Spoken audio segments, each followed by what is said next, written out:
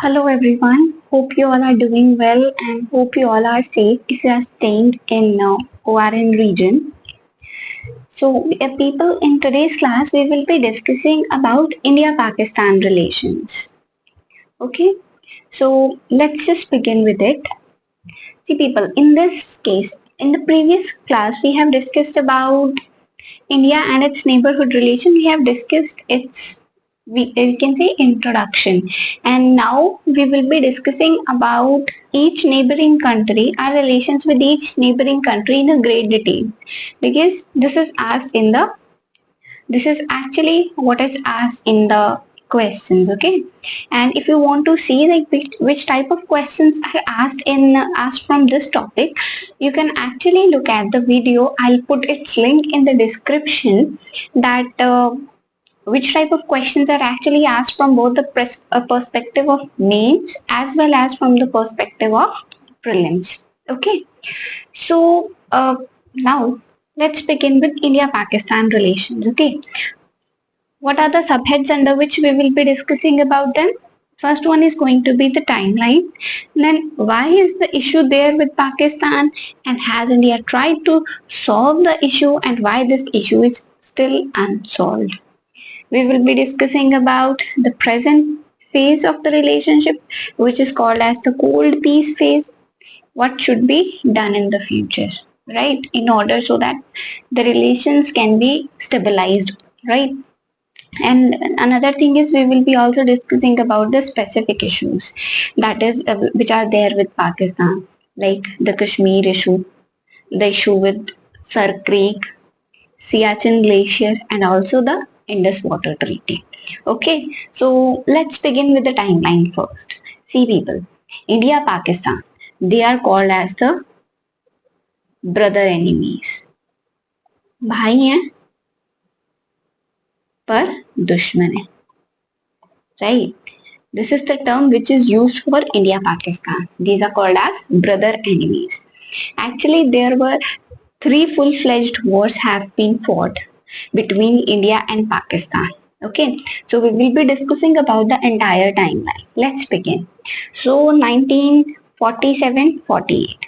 This was the time when the partition was there, and this was at this time sorry, that the first war between India and Pakistan was fought.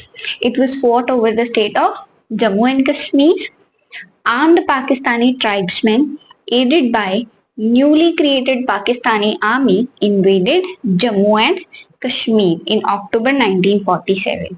तो Jammu and Kashmir में उस वक्त क्या situation हुई? It was कि internal conflict भी हो रहे थे, एंड उसके साथ साथ there was external invasion as well, जिसकी वजह से जो उस टाइम पर जम्मू कश्मीर के जो राजा थे, महाराजा हरि सिंह जी, उन्होंने रिक्वेस्टेड इंडियाज असिस्टेंस, इंडिया की आर्मी से असिस्टेंस मांगी, and also agreed to accede to India. This handed over the defense, communication and foreign affairs to Indian government. This is how Jammu and Kashmir acceded to India, and this war officially ended actually on 1st January 1949, and इस चीज से जो बनी थी वो थी cease fire line. Actually I will be telling you कि मतलब थिंग इज कि ये जो सीज फायर लाइन है ये कुछ और नहीं है. This is nothing but the LOC, जैसे हम बोलते हैं ना LOC, line of control. This is nothing but it only, right? तो इसका नेम चेंज बाद में किया गया, तो पहले इसे सीज फायर लाइन बोलते थे, एंड थोड़ा बहुत डिफरेंस भी था सीज फायर लाइन और LOC में. ठीक है, तो ये सीज फायर लाइन थी, ये 1947-48 में जो इंडिया पाकिस्तान के बीच में वॉर हुआ था उसके रिजल्ट से आई थी. उसके बाद आता है 1965, सेकेंड वॉर हुआ इंडिया और पाकिस्तान में, इंडिया और पाकिस्तान के बीच में 1965 में. This was the second war and it ended with Tashkent Declaration. Okay, that's important point to know कि हाँ ये इसका रिजल्ट ये डेक्लेरेशन थी. Coming about the third war, which happened in 1971-72. 1971, that was the time when Bangladesh got its independence. Okay, it was the result of this war only. This was the third war between India and Pakistan, and the reason of this war was East Pakistan, nothing but our present Bangladesh only. Okay, so why this war took place? Central Pakistani government, जो कि waste Pakistan यानी कि जो present Pakistan है वहां पर situated थी, ठीक है, it was led by Zulfikar Ali Bhutto, refuse to allow the Awami League leader Sheikh Mujibur Rahman, an East Pakistani based person whose party won 1970 parliament elections. So basically क्या हुआ था, 1970 में पार्लियामेंट्री इलेक्शन हुए, जीता कौन, अवामी लीग के जो लीडर थे शेख मुजीबुर रहमान, वो जीते।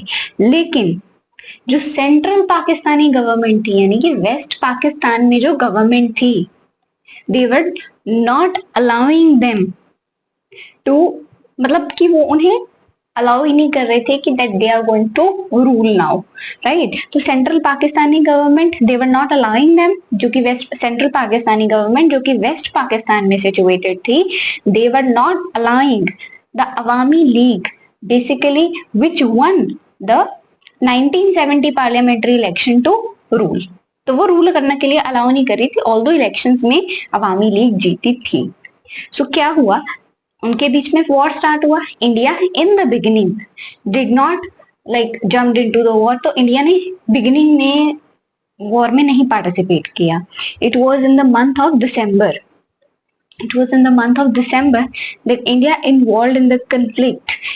और हुआ क्या था, मतलब कि पाकिस्तानी एयरफोर्स ने प्रीएम्प्टिव स्ट्राइक लॉन्च करती थी एयरफील्ड्स पर, on airfields in India north west, यानी कि पहला स्टेप उन्होंने ले लिया था। तो हम ये कहकर इस वॉर में उतरे थे कि we are going to do a this was our retaliatory measure that we jumped into the war in December. हम बिगिनिंग में इस वॉर में एंटर नहीं हुए थे, ओके, विद और India retaliated with a coordinated land air and sea assault on East Pakistan. तो क्या हुआ, the result was the surrender of 90,000 soldiers of Pakistan and they were held as prisoners of war, POW, that is prisoners of war, okay। And इसके बाद what happened was East Pakistan became independent country of Bangladesh on 6 September 1971. This was the time when Bangladesh became independent. And इस time पर sign हुआ था Shimla agreement. That's also an important point two remember because ये आगे भी आएगा हमारे पास कि we have signed Shimla agreement at that time कि both the side agreed to settle any kind of dispute by peaceful means through bilateral negotiation। ये Shimla point का एक बहुत ही इंपॉर्टेंट, शिमला एग्रीमेंट का बहुत इंपॉर्टेंट पॉइंट था कि अगर हम दोनों कंट्रीज के जो भी डिस्प्यूट्स हैं, हम उन डिस्प्यूट्स को बायलैटरली सॉल्व करेंगे, ओके, बायलैटरली नेगोशिएट करके सॉल्व करेंगे और कोई तीसरी कंट्री को हम बीच में नहीं लेकर आएंगे। ये पॉइंट आप याद रखना, ये हम आगे इंडस वाटर ट्रीटी के टाइम पर भी यूज करेंगे basically, okay. So that's an important point to remember. Then comes ceasefire line. अब जो ceasefire line थी उसको designate किया गया as line of control। जो ceasefire line 1947-48 के war के टाइम में ceasefire line बनाई गई थी उसको अब line of control बोला जाता है, okay। So this was 1971-72 war, okay। अब क्या हुआ कि India became victorious in these wars, okay तो पाकिस्तान ने एक चीज तो रियलाइज कर ली कि कन्वेंशनल वॉर तो जीत नहीं सकता वो इंडिया से। अब यहां से स्टार्ट होती है प्रॉक्सी वॉरफेयर की, किस चीज की, प्रॉक्सी वॉरफेयर की तैयारी, राइट। यहाँ से स्टार्ट होता है प्रॉक्सी वॉरफेयर, जहां से there is the beginning of this cross border terrorism against India, okay, so this led to the beginning of cross border terrorism। कि सीधी उंगली से घी नहीं निकल रहा तो let's use the टेढ़ी उंगली, okay।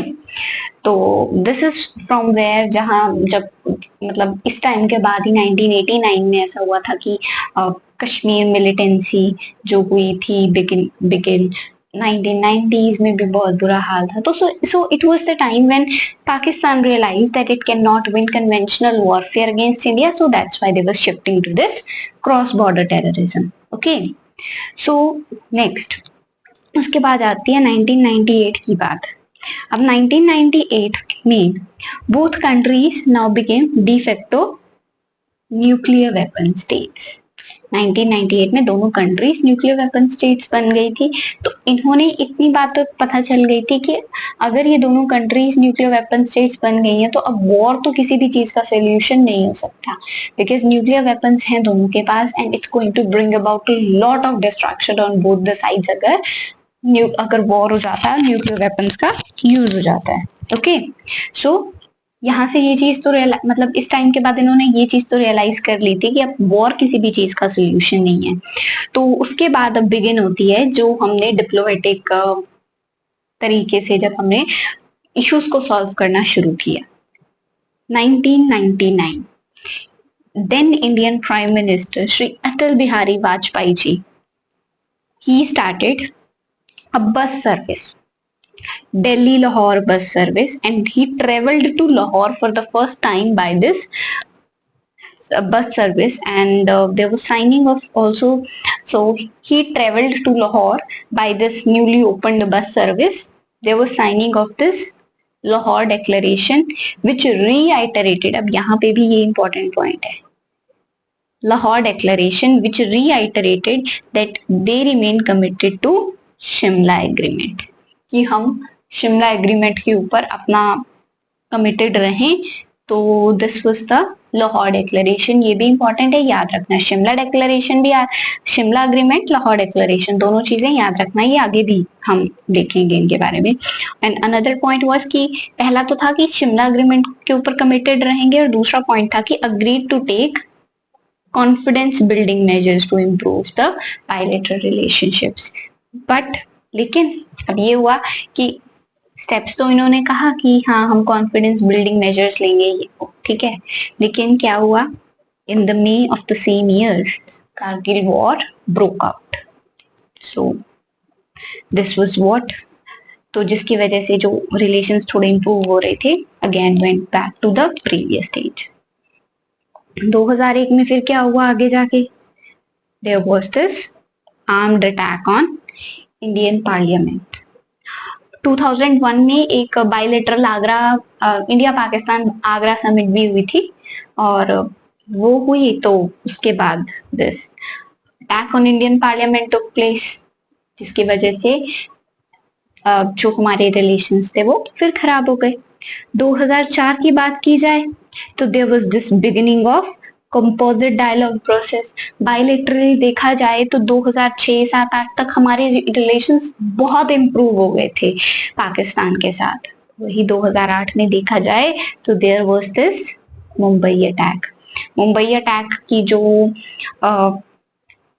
तो मतलब हम ये देख सकते हैं कि जब जब हम अपने रिलेशंस इम्प्रूव करना चाह रहे हैं तो इंडिया के ऊपर कोई ना कोई टेरर अटैक हो रहा है. 2008 में टेरर अटैक हुआ. वही अगर हम प्रेजेंट गवर्नमेंट की बात करें तो जब हमारे जो प्राइम मिनिस्टर हैं नरेंद्र मोदी जी, वो पावर में आए for the first time in 2014, तो उन्होंने अपनी स्वेयरिंग इन सेरेमनी के टाइम पर he has also invited Nawaz Sharif, who was the Prime Minister of Pakistan at that time. He invited him and his Council of Ministers along with the leaders of other South Asian countries for his swearing in ceremony. 2015 में क्या किया? There was this beginning of this comprehensive dialogue, जो कि composite dialogue का हम कह सकते हैं एक बेटर वर्जन करके कह सकते हैं, कि इम्प्रूव्ड वर्जन कह सकते हैं. लाइक विद द टाइम जो इम्प्रूवमेंट वगैरह चाहिए थी वही तो कॉम्प्रिहेंसिव डायलॉग का स्टार्ट हुआ. इन दिसंबर क्या किया? On his way back from Kabul Shri Narendra Modi ji made a surprise visit to Lahore. किस लिए? In order to wish prime minister Nawaz Sharif on his grand daughter's wedding. In order to improve the relation, तो ये soft power के gestures होते हैं, right, कि we are trying to improve the relationships at that time, okay. लेकिन what was the result? Let's see the result now. But this actually could not last long. 2016 January, attack on Pathankot Air Base. September 2016, Uri attack, which India actually retaliated by the surgical strike. 2019 Pulwama attack, killing 40 CRPF Javans. India retaliated actually by the Balakot airstrike. India referred it as, like, Balakot airstrike को India referred as non-military, preemptive and retaliatory airstrike. Okay, तो अगर हम देखें तो हम देख रहे हैं कि हम यहाँ पर चुप नहीं बैठ रहे हैं. अब we are retaliating against Pakistan, against any kind of attack which is taking place on us. We are retaliating. Okay, so basically पहले relations improve होना start होते हैं, but again there is some kind of terror attack. अब उसके बाद 2021 में there was this cease fire जो sign हुआ था 25 फरवरी 2021 को सीज फायर साइन हुआ है, लेकिन उसके बाद जो हमारे रिलेशंस हैं वो डीप फ्रीज में आ गए हैं.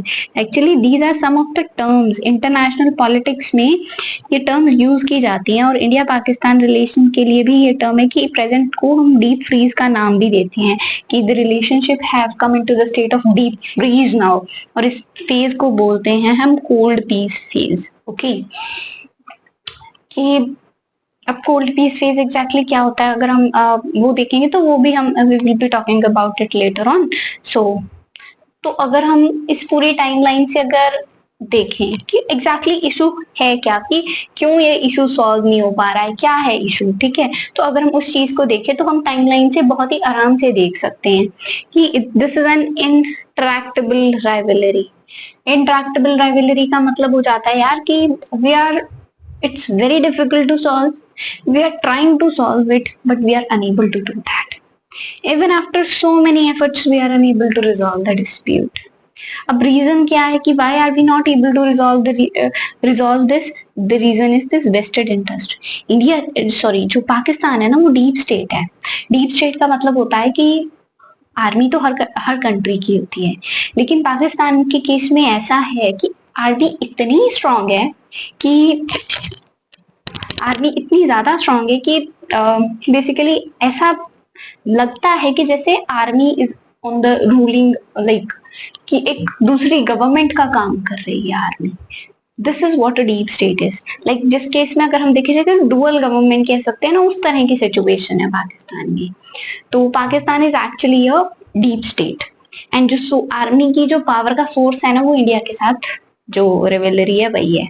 Okay, and also there is this presence of जिहादी एलिमेंट्स, और उनके एग्जिस्टेंस का रीजन भी इंडिया के साथ रिवेलरी ही है, जिसकी वजह से हम इतने एफर्ट्स कर रहे हैं लेकिन still we are unable to resolve this issue. और अनदर थिंग इज जब जब इंडिया ने ट्राई किया है रिजॉल्व करने का इस डिस्प्यूट को, it has become vulnerable to the terror attacks. Example हम सब देख चुके हैं. वाजपेयी बस डिप्लोमेसी एंड लाहौर डिक्लेरेशन हुआ, तो उसके बाद कारगिल वॉर हो गया. Bilateral India Pakistan Agra summit हुई, तो उसके बाद पार्लियामेंट पे अटैक हो गया. कंपोजिट डायलॉग जो काफी अच्छे पॉइंट पर पहुंच गई थी रिलेशनशिप, उसके बाद मुंबई अटैक हो गया. कॉम्प्रिहेंसिव डायलॉग, सरप्राइज विजिट, ये सब कुछ हुआ प्राइम मिनिस्टर नरेंद्र मोदी जी के टाइम पर. अगर रिलेशंस इंप्रूव होने शुरू हुए तो उसके बाद ये अटैक हुए, Pathankot attack, Uri attack, Pulwama attack. So this is how actually what is happening कि इंडिया को कोस्ट बहुत देनी पड़ती है कि अगर it is trying to improve the relationship with Pakistan. So this is what the issue is. Okay. So now let's discuss about the present phase. So when we will talking about the present phase, this is the cold peace phase. मतलब क्या है कि bilateral contact है हमारा minimal. No political will for any grand relationship gesture. मतलब कोई political will नहीं बची है, and we are in a minimal bilateral contact. लेकिन अब ये कोल्ड पीस है क्यों? ये तो हम देख ही चुके हैं कि बहुत ज्यादा टाइम चाहिए, एफर्ट चाहिए, कमिटमेंट चाहिए, लेकिन रिजल्ट कोई मिलता नहीं है. कॉस्ट बहुत ज्यादा है, यानी कि हमारे मतलब जब कभी इंडिया ने ट्राई किया है तो वो सब कुछ फ्यूटाइल जा रहा है। ओके, डुअल गवर्नमेंट है पाकिस्तान में, ये एक बहुत बड़ा इशू हो जाता है। अब और अब इंडिया बेसिकली ट्राई करता है कि we should go for conflict management and not conflict resolution, कि जो बहुत ज्यादा इंपॉर्टेंट इशू है हम उस चीज के ऊपर देखते हैं, उसके ऊपर उसका मैनेजमेंट करने का ध्यान देते हैं। हम रिजॉल्व करने के लिए जैसे बायलैटरल, जैसे हमने पहले ट्राई किया था कि हम सॉल्व करें, डिस्प्यूट्स को रिजॉल्व करें, हम उस चीज पर अब ध्यान नहीं देते हैं जितना। Now we are following this conflict management technique को यूज कर रहे हैं। और new Delhi now believes that it need not talk to Pakistan to ensure peace in Kashmir, right? Now it believes in the effectiveness of deterrence by punishment. लेकिन जैसे ही अगर हमारे ऊपर कोई अटैक होता है तो we are retaliating, we are punishing them we are using these retaliatory measures now। हमें हम अब इस चीज पे वी डू नॉट थिंक कि अगर हमें कश्मीर में पीस मेंटेन करना है तो require to talk with Pakistan. We now believe कि हाँ ठीक है, we can ensure peace in Kashmir by punishing those who are actually attacking us। And दोनों की दोनों कंट्रीज अपनी जियोपॉलिटिकल टेंशंस के साथ भी ऑक्यूपाइड हैं। और अगर पाकिस्तान का देखा जाए तो इंटरनल कन्फ्लिक्ट्स कितने हुए, कितने हैं कंट्री में, right? Internal conflicts in the sense अगर हम देखें तो कि इकोनॉमी पाकिस्तान की, और ऑल्सो की ये भी है कि पाकिस्तान की जो relations हैं with Afghanistan, right? Because of Taliban coming to power in Afghanistan, उसकी वजह से भी काफी प्रॉब्लम्स आ रही हैं पाकिस्तान में। तो वो पाकिस्तान उधर ऑक्यूपाइड है। इंडिया का केस देखा जाए तो India is occupied with China because of its border disputes with China. तो दोनों की दोनों कंट्रीज ऑलरेडी प्री ऑक्यूपाइड हैं विद द जियोपॉलिटिकल टेंशंस। तो एक दूसरे के लिए या फिर किसी चीज के लिए इतना टाइम नहीं है। So that's why we are in this cold peace time period. Okay, so that's important point कि कोल्ड पीस क्यों है, these are important point to know. Okay, so exactly बात तो ये प्रॉब्लम है, हमें पता है, तो what should India do? First one is continue to develop the military strength. Required है, अगर हमें मतलब कंटिन्यू करनी है the policy of deterrence by punishment, we need to develop our military strength. Okay, we should continue this thing so that हम जो cross border terrorism है उसको काउंटर कर सकें, right? In order to counter the cross border terrorism we need to continue to develop the military strength. Efforts to turn international heat on Pakistan against sponsoring terrorism and financing terrorism।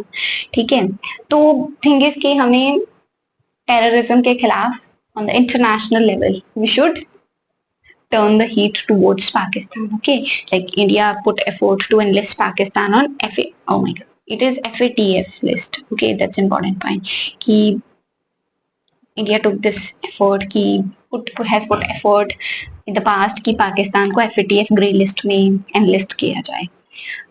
Back channel, front channel communications, यार communication is the most important thing. Like we should multiple channels के through communication होना चाहिए with Pakistan. Soft power, that is the one of the most important power of India. और अगर पाकिस्तान के case में देखा जाए तो will talk about cricket diplomacy. Cricket is something which connects India and Pakistan क्योंकि it's the most favorite game of both the countries।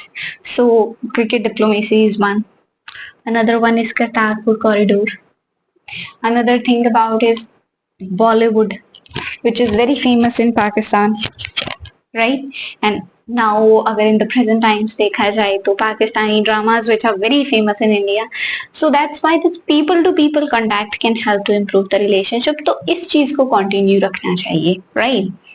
और दो पॉइंट्स बेसिकली ये उस चीज के हैं कि इंडिया को क्या नहीं करना चाहिए। इंडिया को किसी भी हालत में पाकिस्तान की डिसइंटीग्रेशन को सपोर्ट नहीं करना चाहिए यार, क्योंकि इस चीज का मेन चीज ये है कि अगर किसी भी हालत में पाकिस्तान का जो डिसइंटीग्रेशन होता है, कि जो पाकिस्तान के नॉर्दर्न रीजन वाले लोग हैं, they are like they actually want that disintegration, कि उन्हें they are wanting for that particular separate country.